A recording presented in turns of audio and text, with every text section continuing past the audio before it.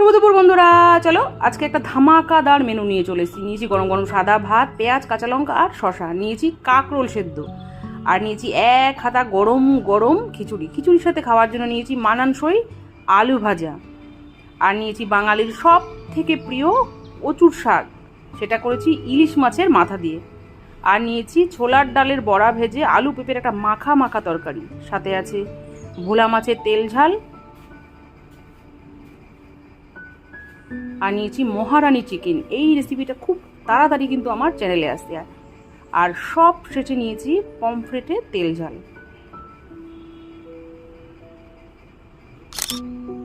এই হচ্ছে আজকে দুপুরের মেনু। দুপুরের মেনুটা কেমন হচ্ছে কমেন্ট করে তোমরা অবশ্যই জানিও। তো আজকের মতো এই পর্যন্ত, আবার দেখা হবে নতুন কোনো চমৎকার ভিডিও নিয়ে।